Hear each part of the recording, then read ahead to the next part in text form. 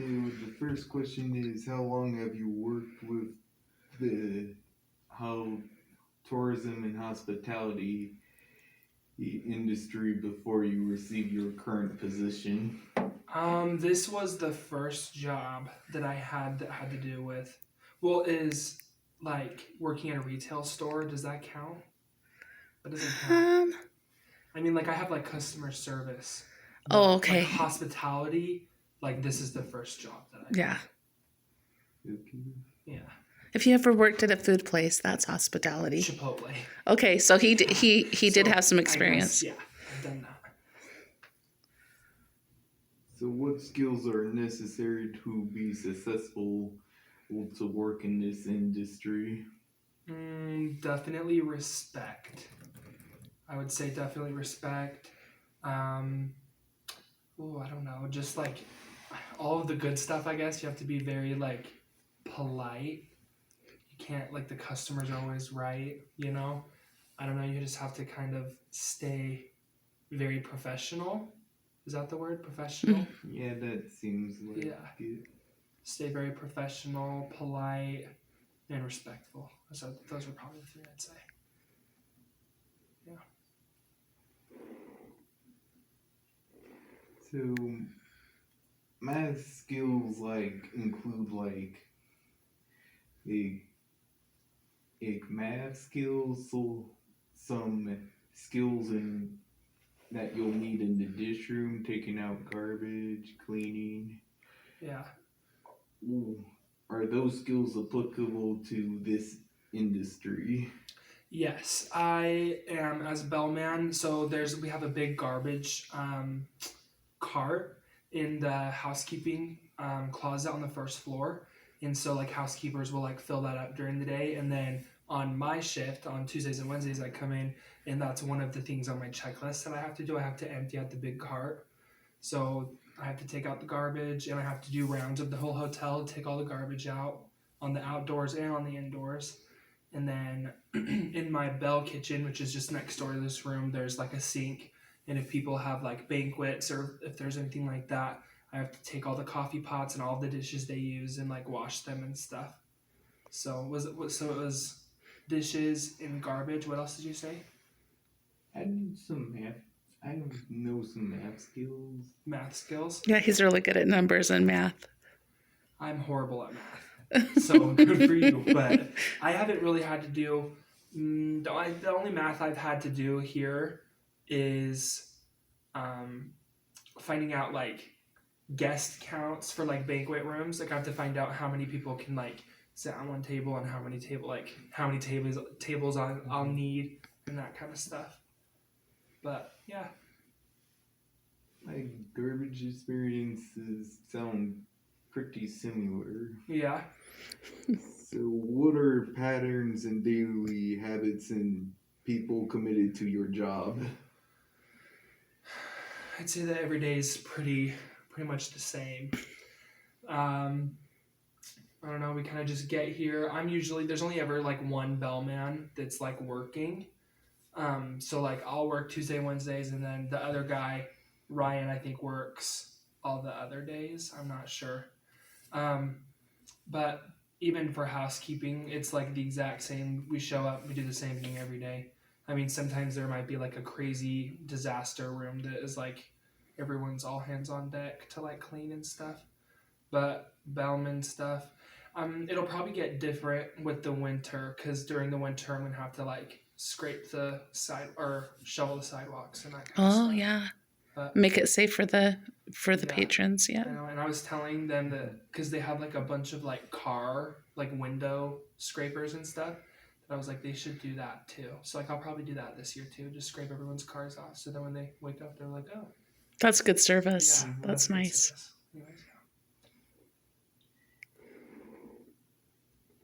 So, what are some do's and don'ts in this business? I don't know, just kind of like common things like customers are always like right pretty much. And I don't really know. I've had to deal with like very few like customers. Like most of the time like when I'm housekeeping, like I only ever deal with like my coworkers and like my managers, but I don't really know. It's like just do what you're supposed to do, like listen to your bosses and like get your stuff done, you know? Mhm. But I don't know. Yeah. Is there any consistent emergencies involving the weather or the landscape in this area? Oh, you And just if said you that. need to do anything in concerning those emergencies? I've never really been trained on like what happens in emergencies. I was talking to my boss the other day because she was having a bad day, and I was like, "Oh, like yikes!" Because a pipeline burst or something out in the Oh, street. yeah, So that's an emergency. the whole hotel had no water the whole day, and so like housekeeping was behind because they couldn't wash anything, and like nobody could like shower. But she was Oh, talking about how like last year or like during COVID, do you guys remember the earthquake? uh-huh. She was saying that like they all had to evacuate the hotel and stuff. But like I don't even know what I would do. Like I don't know really any of the policies. It's like the exact opposite of school. You go to Yeah. school and they're like tell you all the Yeah, they tell you what to do. but I don't really know. I mean, probably just do what I already know when it comes to that kind of stuff, you know? And just be available to help, Yeah, right? yeah. I was told to stand under a doorway during an earthquake, Stand at the door or get in a bathtub. but I heard that there's a risk because if you leave the door open, it could slam shut and you could lose a limb. Oh, Yeah, I've never heard of that. I've Hopefully heard that- about the bathtub. Hopefully that's a myth. Yeah. Probably. So, what could you teach your coworkers when a need arises? When they need a raise. When a need arises. Oh, when a need arises. I don't know. I feel like I'm the coworker that needs to be taught stuff. I don't know. Let's say that they hired somebody new. What would you be able to train them on? I'd be able to train them on everything that I do. Mm-hmm. So like the daily tasks, like we have like a little packet that we have that like is just kind of guidelines for like what a bellman should do. So like I would teach them like all the necessary things that you have to get checked off the list, you know? Like taking the trash out indoors and outdoors, scanning the parking lot with like a bucket and a grabber. So like I go around, grab trash off the parking lot. After 7 p.m. I do the pool chemicals, make sure that the chlorine and the pH is right. If they're not right, I have to adjust the chlorine and the pH. And if they're not right, then I have to shut the pool down and the hot tub. But just getting the banquet rooms ready, I would just teach them what I know. Mm-hmm. Yeah. So, what is a popular trend in the tourism and hospitality industry? Popular trend? I don't know. I heard that there's like a what's like the bougie hotel in Salt Lake? The Hilton? Yeah, that's pretty nice. Are you thinking of the Grand, maybe? I don't think I've stayed at that one. That one's not. The Grand, the Little America is not as nice as the Grand America. Like it's very expensive and Is that the one where like people go and have like their prom nights? Like they all go and eat dinner there? yeah. Okay, well there's one hotel I think that like this hotel we wash all the bedding and like we have like washers and dryers that they get folded Right. and they get examined and stuff. If they have any stains, then we try to get the stains out. If they can't get out, we dispose of them. Uh-huh. But we had someone who left our hotel and started a hotel in Salt Lake that was like a really nice Like hotel. 5-star hotel. Yeah. And instead of washing and stuff, they didn't have a laundry room. They took the used bedding and box it up and send it out. Oh wow. So they like ship out their laundry. Mm-hmm. So like every time that they make a bed, it's perfectly like steamed, like brand new. Wow. Yeah. So I don't know. I don't know if that's like a normal thing. No wonder they charge so much. Yeah. But I don't know if that would be considered a trend. I don't really know. I don't know. What trends do you think are going out of style in hotels? Oh yeah, that's Um, so I can think of an example that maybe would Okay. help. So one trend that used to be in place is like they would leave a mint on the pillow when they got done like cleaning the room. Oh, okay.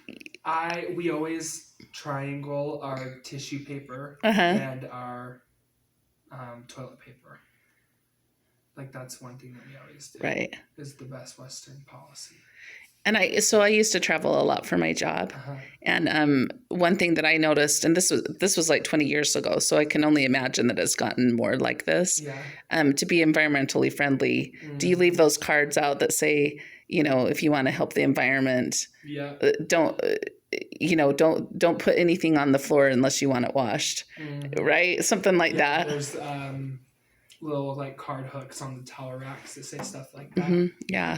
So people can continue to use their towels and sheets to be a little bit more environmentally friendly. That's their choice. But then the hotel, they're willing to do laundry, Yeah. but they give the guests the option, Yes. right? So that would be a trend, right? So they didn't used to do that. So. The last question, what do you think I could do if I was to be hired and work here? You could literally do anything that everyone else does. We have people that do breakfast, so they come in and they do breakfast. They get the food ready and they make all the breakfast and get everything all ready for the guests and stuff. And then we've got the bellmans, and then we've got housekeeping, and housekeeping's every day. So, I mean, there's all sorts of, You could do anything that anyone else does. Thanks for your time. Yeah. Thank you so much. Sorry that it's kind of like